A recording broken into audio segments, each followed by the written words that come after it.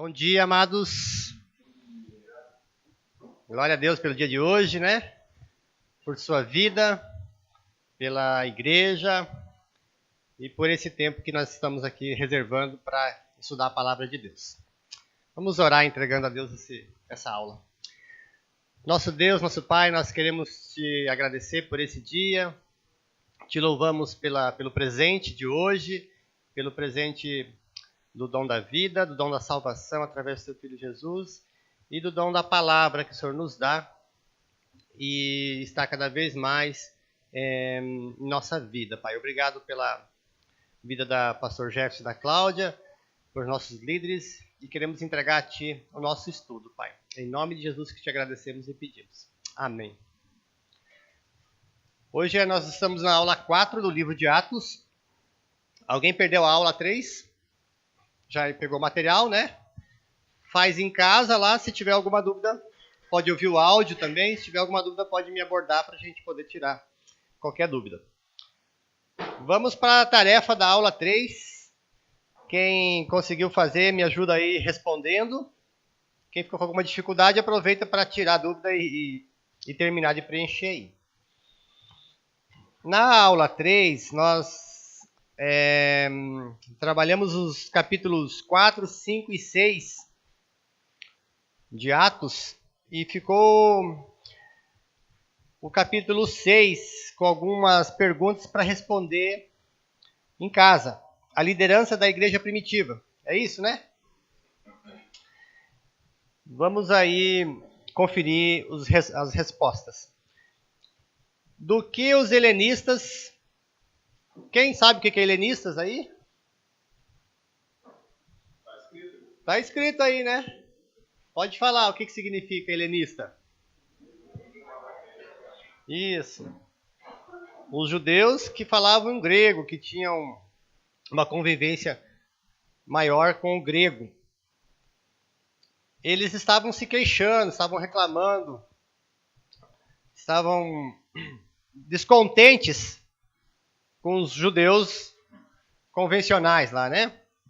Ou com os judeus cristãos, principalmente. Qual que era a queixa deles? Queixavam dos judeus de fala hebraica, pois as viúvas estavam sendo esquecidas de contribuição diária de alimentos. Isso mesmo, perfeito. As viúvas dos judeus de fala grega, né? Aliás, dos helenistas, né? Que é a mesma coisa, estavam sendo colocadas de lado, né? Estavam sendo postas de lado. Estavam sendo negligenciadas na questão do cuidado, na provisão. Eles reclamaram, então. Aí os apóstolos ouviram a reclamação deles e o que eles fizeram, então, os apóstolos?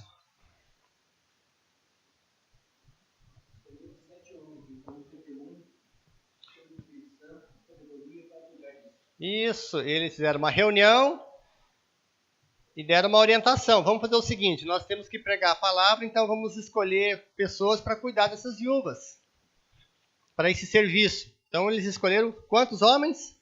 7 homens. Mas para escolher esses homens tinha que haver alguns critérios, correto? Quais eram esses critérios?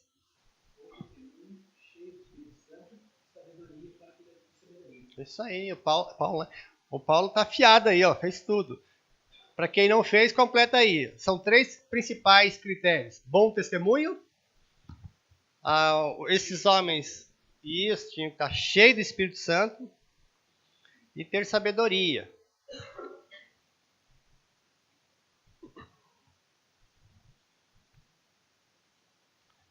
Tudo bem até aí? Vamos conferir o nome desses 7 aí. O primeiro escolhido ali. O primeiro da lista, né? Estevão. Filipe. Isso. Prócoro. Nicanor. Timão. Parmenas. E o Nicolau. Eu lembro que eu tinha uma missão ali de memorizar o nome desses 7, eu tinha dificuldade, porque são nomes diferentes e difíceis, né? Daí Estevão e Felipe é fácil, porque são nomes comuns que a gente ouve falar com mais frequência da Bíblia, né? Então eu gravei no Estevão e Felipe, Estevão e Felipe. Daí os outros eu não sabia como fazer para gravar. Aí como estava em época de jogos lá, eu lembrei do Corinthians, né? O Timão. Não sou corintiano. Eu não sou corintiano, mas todo mundo fala que o Corinthians é o Timão. Aí, o Timão aí, ó. Timão. Daí do ladinho o Palmeiras. Mas não é Palmeiras, é Parmenas, né? Então ficou fácil gravar Corinthians e Palmeiras. Mais dois homens escolhidos. Legal. Número 5. Daí os apóstolos falaram uma frase importante aqui. Não é certo negligenciarmos o ministério da palavra de Deus a fim de servir às mesas. Por que eles falaram essa frase aí? Qual foi o propósito dessa declaração?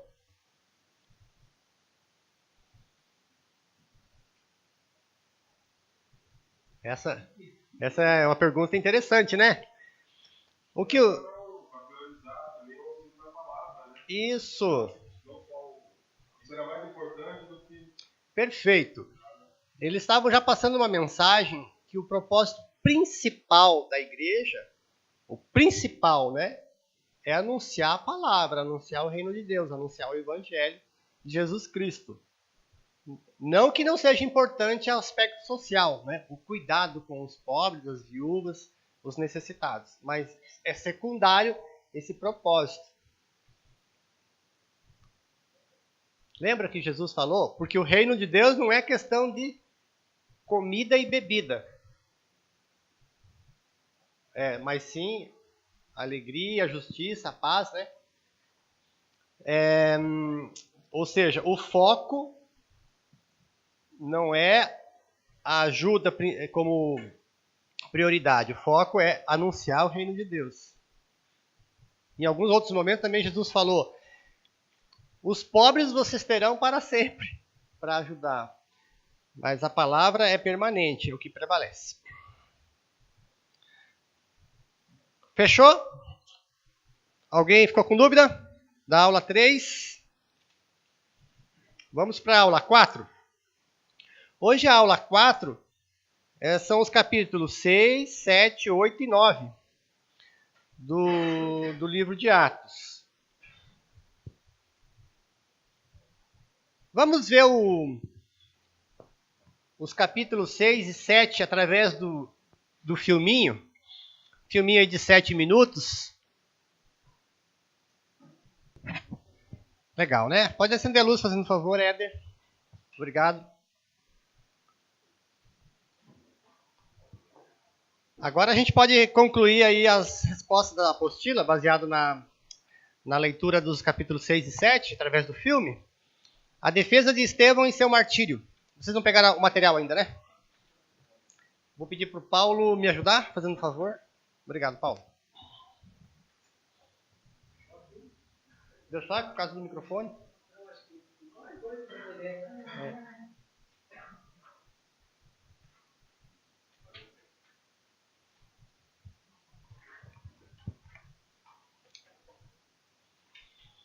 Conseguiram ler em casa os capítulos 6, 7, 8 e 9 de Estevão?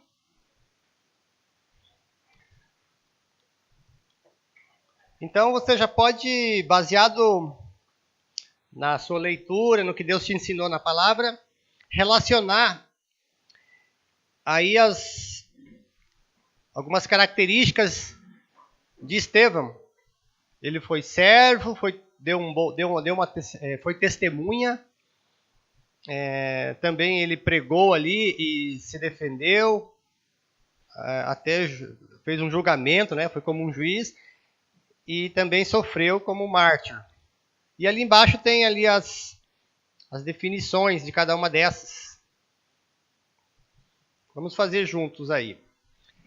Estevão foi escolhido junto aos 7 homens como diáconos. O trabalho deles permitiu que os apóstolos dessem continuidade ao ministério importante que exerciam no meio do povo. Qual dessas 4 aí se encaixa nessa primeira sentença aí? Isso, ele foi escolhido junto aos 7 homens como diácono. Diácono é serviço, né? É um servir. Então ele foi servo. Letra A, né? A primeira. Estevão também discursou, recapitulou, ele deu uma aula de Bíblia, né? De toda a história de Israel, relembrou para aqueles líderes e usou as próprias escrituras dos judeus para provar que a sua nação era culpada de pecados piores do que aqueles dos quais era acusado. Qual desses 4 aí se encaixa mais na segunda sentença? Juiz, muito bem. Ele discursou, recapitulou, defendeu, acusou. Acusou eles de um pecado pior, né? Agora a próxima, a mensagem, as orações e a morte gloriosa de Estevão foram usadas pelo Espírito Santo para o crescimento da igreja. Deus permitiu isso, né? Foi até proposital. A sua morte foi uma coroação e Jesus se levantou para recebê-lo na glória. Letra D, né? Como mártir. Tem um momento que ele fala que Jesus estava de pé, né? Em outras passagens, 2 ou 3 passagens, fala de Jesus sentado à direita do Pai.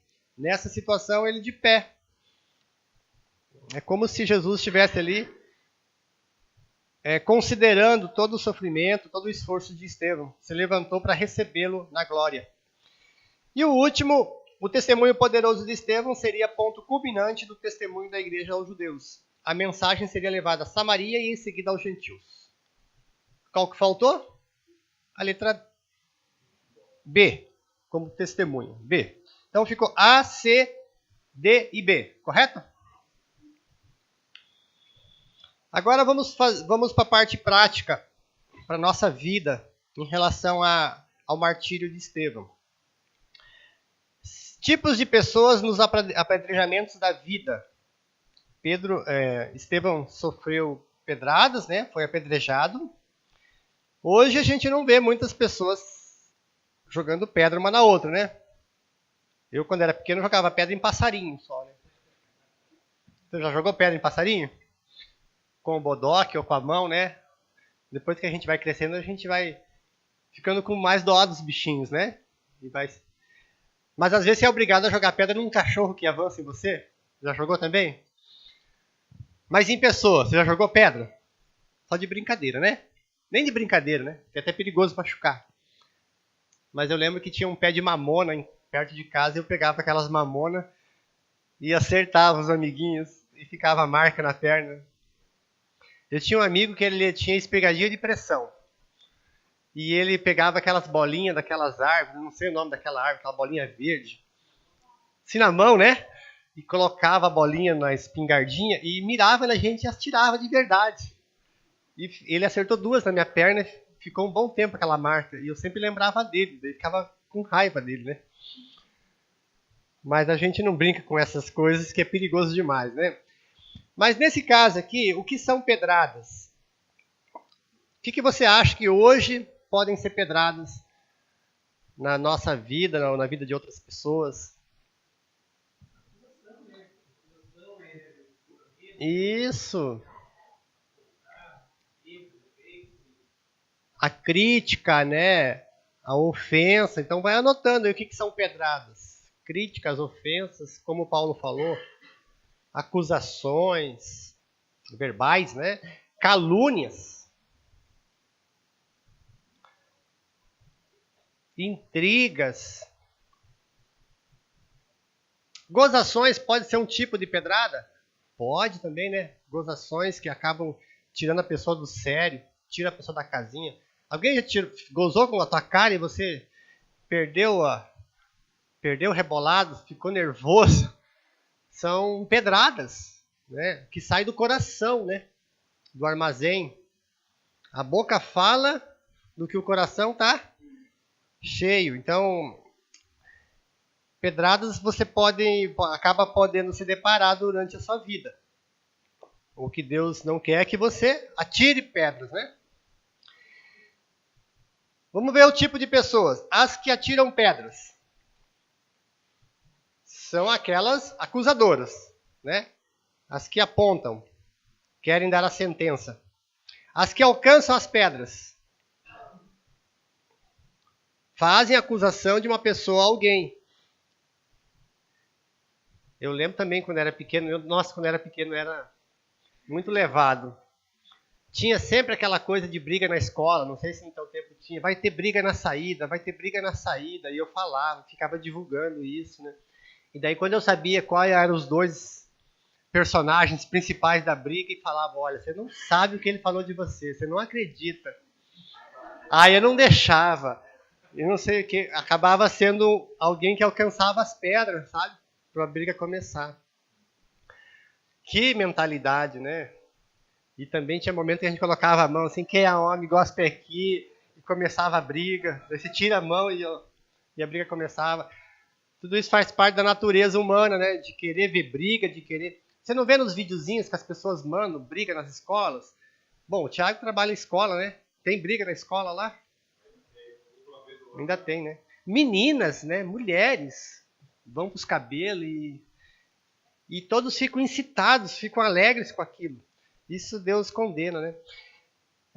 Então, as que alcançam as pedras são aquelas que acusam uma pessoa. As que seguram a capa. Ali mostrou na cena como se Paulo estivesse segurando os vestes de Estevão, segurando a capa de Estevão. São aquelas pessoas que ficam em cima do muro, né? Não fica muito acusando, mas também não defende. Fica ali, vamos assistir tudo isso aqui e ver o que vai dar. Letra D, as que nem se importam. Nem as pessoas dão as costas e deixam a pessoa sozinha sendo apedrejada. E as que sofrem as pedradas, a vidraça, né? São aquelas que são injustiçadas. Então aí são 5 tipos de pessoas. As que atiram pedras, as que alcançam pedras, as que seguram a capa, as que não se importam e as que sofrem as pedradas. Você não se identificou com nenhuma delas aí, né? A única que você pode se identificar seria qual? A última, né? E ainda Jesus fala, felizes aqueles que são perseguidos. Ainda você tem que agradecer. Nossa, eu sou bem-aventurado por ser injustiçado, por pregar a palavra, por anunciar a palavra de Deus. Pergunta aí para você refletir, conversar com Deus. Você já apedrejou alguém?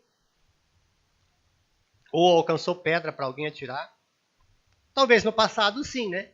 Mas Deus já te perdoou e você assumiu um compromisso de não jogar mais, né? Passou alguma situação de ver alguém sendo apedrejado? E qual foi a sua atitude? Defendeu essa pessoa, ajudou, ficou em cima do muro? Já foi ou está sendo alvo de pedradas? Se não foi, ainda pode se preparar que vai ser, né? A Bíblia fala que todos que seguem piamente a Cristo sofrerão perseguições. Então, mais cedo ou mais tarde, uma acusação, uma injustiça você vai acabar sofrendo. Às vezes até dentro do núcleo familiar, né? Dentro da própria família, com os familiares, na escola. E eu vou além, às vezes até dentro da igreja. Né? Você acaba sendo injustiçado. E como lidar com tudo isso? Estevão dá uma receita. A receita de Estevão para suportar as pedradas. Vamos completar aí as palavras que faltam? Ser cheio de fé. Estevão estava cheio de fé? Sim. Estava cheio do Espírito Santo? Então, repete mais uma vez a palavra cheio. Transformado pelo Evangelho. Ele deixou o Evangelho renovar a mente dele, mudar a mente dele, como diz lá em Romanos 12, 2. Né? Ser conhecedor da palavra. Nossa, ele deu uma dissertação, né? Você lê o capítulo 7 lá, o 6 e 7, você vê Estevão dissertando desde o princípio lá. Né? Estar com os olhos voltados ou fixados para Jesus Cristo. Clamar a Deus. E o último, que eu acho que é um dos mais difíceis, né? Já pensou? Você está levando uma pedrada e você ainda falar: Senhor, não impute esse pecado para eles, não os condene por causa disso. Ele repetiu uma frase de Jesus, né? Ele imitou Jesus Cristo, como Jesus falou naquela cruz. Mataram Estevão, mas não a sua fé. Não mataram a sua união com Jesus, não mataram a sua comunhão com Deus. Não permita que nenhuma pedrada, entre aspas aí, né? Pedradas são as acusações, acerte a sua fé, fira a sua união com Jesus ou machuque a sua comunhão com Deus. Essas passagens de Romanos você pode ler em casa, mas é aquela passagem que fala: quem poderá nos separar do amor de Cristo, né? Lembra? Será uma pedrada? Será uma injustiça? Será nem a morte, nem nada pode nos separar do amor de Cristo.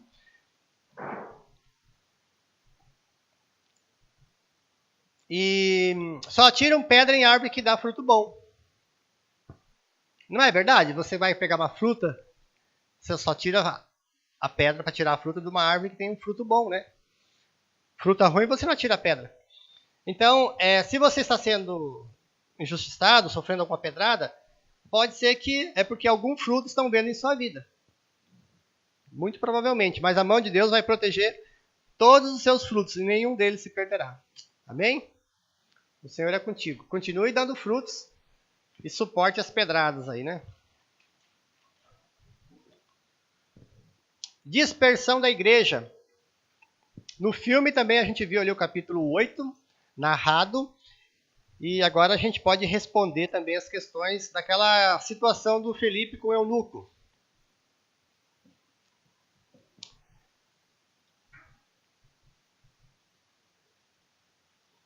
Os apóstolos enviaram Pedro e João a Samaria.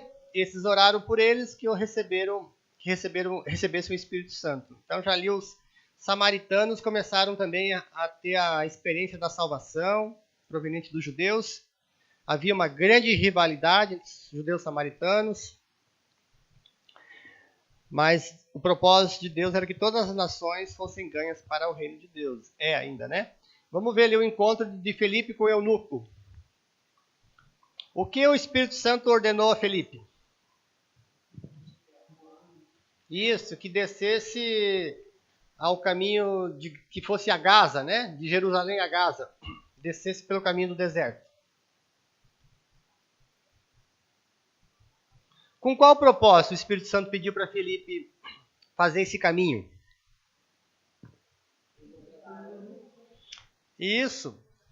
O propósito principal era evangelizar e ensinar sobre a salvação através de Jesus Cristo, né? Ele não tinha falado que ia encontrar o eunuco. Então, desce, porque o propósito é evangelizar. Alguém eu vou colocar no teu caminho para você falar do meu amor. Revelar Jesus Cristo. Aqui para a parte histórica, de curiosidade, onde fica Gaza? Gaza fica à fronteira com o Egito. Só para você ter esse esclarecimento maior de localização. Era muito usado esse caminho pelos viajantes que iam para a África. Então, de Jerusalém, passavam ali por Gaza para ir para a África, mas fica na fronteira com o Egito. Quem era o eunuco em questão? Isso, ele era o ministro da fazenda, né? Administrador dos tesouros, o tesoureiro da rainha Candace. De qual país era essa rainha?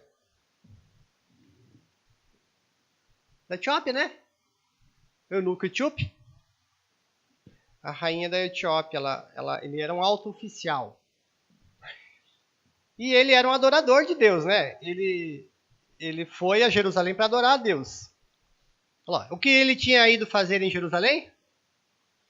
Adorar a Deus. Ele era o termo convencional que se usa é prosélito. Prosélito que significa convertido ao judaísmo.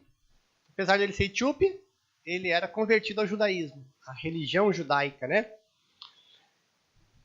Que é a fé num único Deus, diferente de outros povos da África que eram politeístas, vários deuses, né? O que o eunuco estava lendo?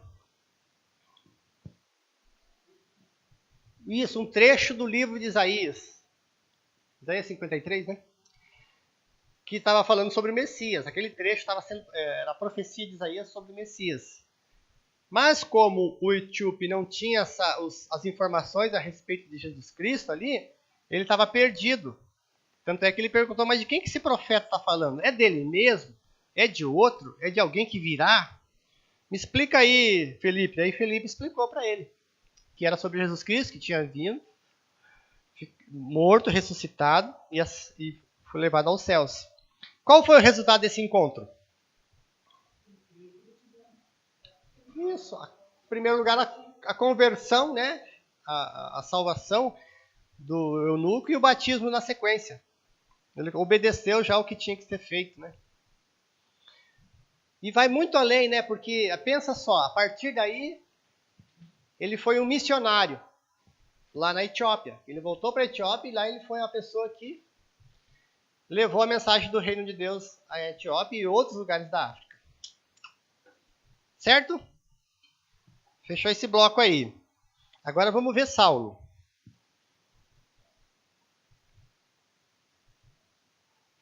Aí, quem pode falar com as suas palavras como é que foi a conversão de Saulo? Que depois virou Paulo, né? O Paulo, que é Paulo, sabe, né, como é que foi? Estava indo para perseguir, né, os cristãos. No caminho apareceu Jesus para ele. Uhum. E ele ficou cego, foi para um lugar lá e foi. Não sei qual foi o profeta lá, daí ficou ele lá e começou a visão e aí ele foi chamado de Paulo. Isso. Uhum. Vamos começar aqui então primeiro saber onde que Saulo nasceu. Onde ele nasceu? Tarso, na Cilícia.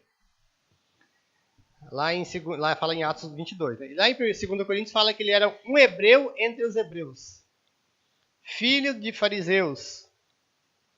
E também cidadão romano. Ele tinha cidadania romana, né?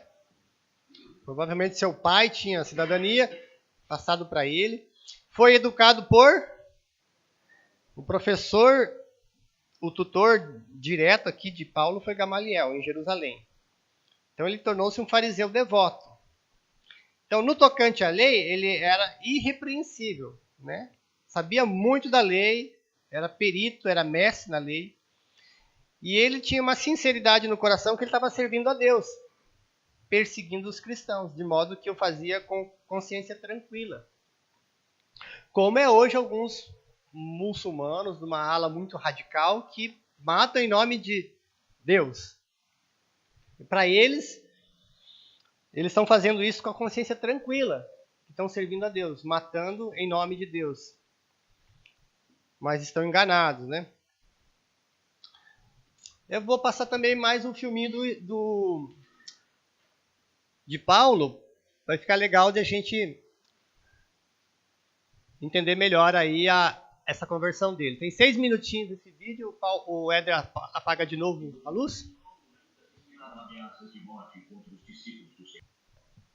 Ótimo. A gente leu aí os capítulos 9. Baseado nesses encontros aí de Paulo com Jesus, com Ananias, com a oposição e com os apóstolos, você coloca aí agora, respondendo aí, faz um resuminho desses encontros com as suas palavras. Pode ser em dupla ou em trio. Vou te dar aí 5, 10 minutinhos para você responder. Como foram esses encontros aí? Entenderam? Como foi o encontro de Saulo com Jesus?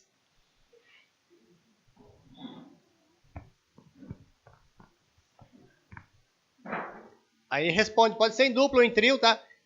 Com as suas palavras. Se ficou com alguma dúvida, lê de novo ali o capítulo 9, de 1 a 31, que você vai ter uma ideia geral aí desses 4 encontros aí citado na apostila. Podemos conferir? Concluíram? Ótimo. Então vamos lá. O primeiro encontro de Paulo, aliás, antes ele era Saulo. O que Saulo fazia? Ele perseguia os cristãos. Por que ele perseguia os cristãos?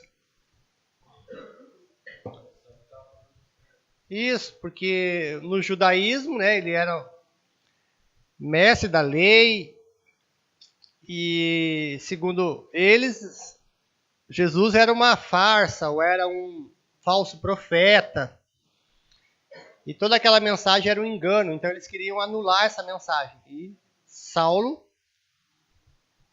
perseguia os cristãos. Mas ele teve um encontro. Teve uma revelação de Jesus Cristo. Como é que foi? Como é que se colocou aí? Quem quer participar respondendo aí o que anotou? O encontro com Jesus. O que você colocou aí?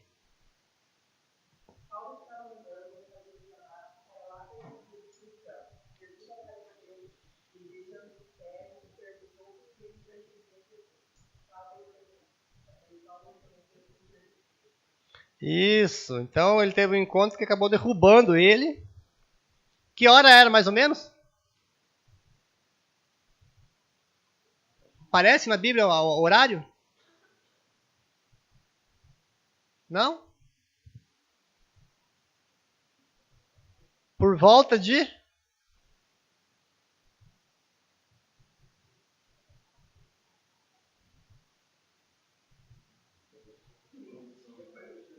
meio-dia? É, por volta de meio-dia. É a caminho de Damasco, né? Aí veio uma luz. Essa luz deixou ele cego. E o que Jesus falou para ele? Por que? Ele não falou por que está perseguindo os cristãos, né? Interessante, né? Por que me persegues? Lembra da oração de Jesus lá em João 17? Senhor, eu oro para que eles sejam um, assim como eu sou um contigo, que eles sejam um comigo, um conosco, né? Nós somos um com Deus, um com o Pai. Nós somos o corpo de Cristo e Ele é o cabeça. Então, toda vez que alguém persegue o cristão, o Filho de Deus, está perseguindo quem? A Jesus. Ele comprou a briga, né? Ó, por que você está me perseguindo? E por que será que ele ficou cego? Interessante, né?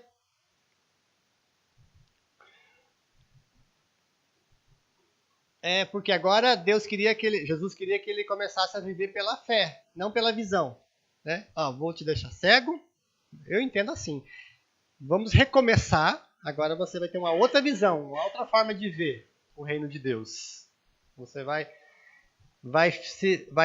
ficar cego para as velhas práticas do judaísmo, ao lado engessado da lei. Agora você vai se libertar para uma visão maior que eu vou te dar do reino. E vai viver pela fé e não pela vista. Né? A Bíblia fala que nós vivemos pela fé e não pelo que vemos. Mas ele foi recuperado dessa cegueira aí. Quem foi usado por Deus para levar lá a cura? Ananias. Ananias estava orando? Estava, né? Saulo também estava orando? Os dois estavam orando. Ou seja, enquanto você está orando, Deus está usando a vida de alguém para te abençoar naquilo que você está orando. Tem sempre Deus agindo na tua oração. E Ele sempre usa um ser humano para ir lá levar a cura, né? Levar o milagre, levar a solução daquele problema. Quem pode falar com essas palavras aí, como é que foi esse encontro com Ananias?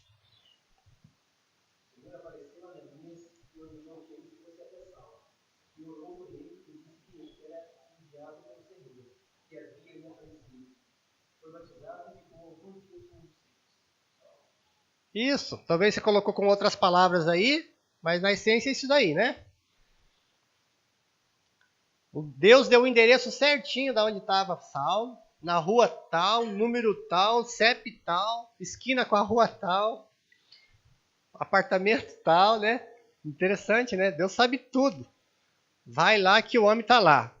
Ele está orando, já está preparado, pronto para a cura, e você vai lá e leva a unção da cura e cura a vida dele para ele poder voltar a enxergar. E daí ele foi batizado, se alimentou e passou na companhia dos discípulos em Damasco.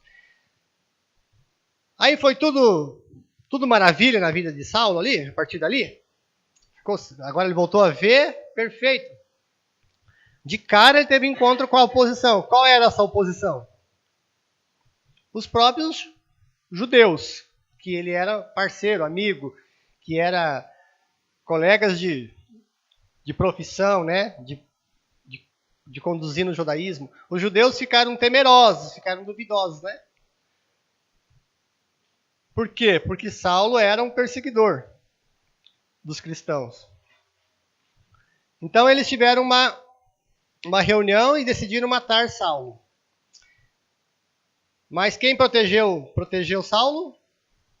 Os discípulos ajudaram Saulo a fugir. Foi isso que você colocou? E o último encontro ali, nesses 4 aqui, o encontro com os apóstolos em Jerusalém. Não estava no filminho, mas se você leu ali o capítulo 9, você conseguiu responder. Quem pode participar aí falando? Como colocou?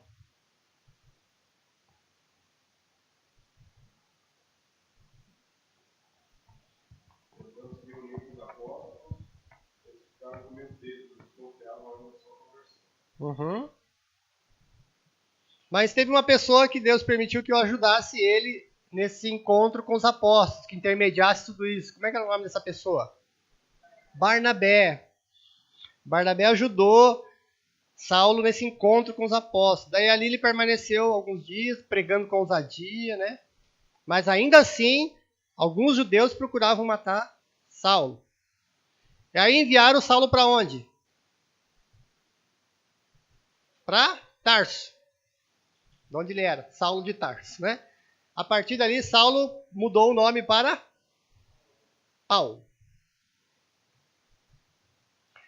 Então, e daí Paulo, 2/3 do Novo Testamento, ali bem dizer, das cartas, né?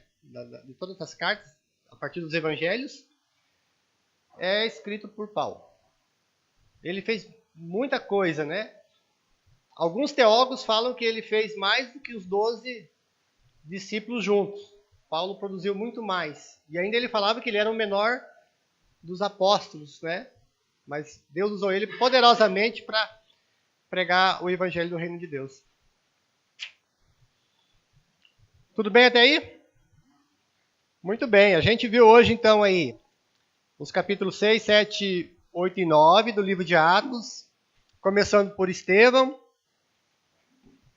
a dispersão da igreja, o encontro do eunuco com Filipe e a conversão de Paulo. De Saulo que virou Paulo, né? Então, Deus usou Paulo depois, né? Em 2 vertentes. Em primeiro lugar, Deus permitiu que Saulo perseguisse os cristãos. Foi proposital, né? Porque quando há perseguição, há crescimento, há expansão. Os discípulos começaram a sair da cidade, começaram a ir para outros lugares para anunciar o evangelho. Depois Deus usou Saulo para pregar o reino de Deus. Deus usou Saulo nas 2 vertentes, para perseguir e para anunciar. E nós estamos vivendo num tempo que é possível o Brasil entrar nisso, numa perseguição, como outros países já viveram e estão vivendo, e o Brasil ainda está na flauta, né? Nós estamos com a liberdade de expressão, de anunciar o reino de Deus, de ter a palavra, de ter a Bíblia. Mas vai chegar um tempo. Eu oro para que não seja na nossa geração. Mas se for, com a questão da política, pode ser que aconteça. Né? De entrar uma extrema ideologia contrária à Bíblia, que a gente já vê sinais disso. Que Deus pode permitir para que haja uma perseguição, para que haja uma expansão mais rápida ainda do reino de Deus, um crescimento mais rápido, e para testar a fé de cada um. Mas eu estou orando para que Deus coloque um homem de Deus lá, para que o crescimento seja com o homem de Deus e não com perseguição. É bem mais fácil, né? Então vamos voltar consciente. Não vamos entrar nesse assunto, mas só para a gente refletir sobre isso. Obrigado pela tua participação. Deus abençoe nosso domingo. Eu quero agradecer através de uma oração. Vou pedir para o Tiago orar para a gente, agradecendo. Aí a tarefa, qual que é a tarefa? Ler os capítulos 9 a 12 E vou deixar contigo também um trabalho. Lembra aquele trabalhinho que vale 3 pontos? Não aquele que você já está fazendo. O outro que faltava entregar, vou entregar hoje. São perguntinhas dos capítulos 16, 17 e 18 de Atos. Você vai ler ainda esses capítulos, ou se você quiser já adiantar, você já pode adiantar. E vai fazendo com calma. São 30 questões. Cada uma vale 0,10 para valer 3 pontos. Mas são respostas bem objetivas. Assim. Como você vai ler, você vai conseguir responder rapidinho e fácil. O objetivo é para você gravar o que você está lendo e se familiarizar bem com os nomes ali, os lugares. Tá bom? O Thiago ora, enquanto isso eu vou depois distribuir.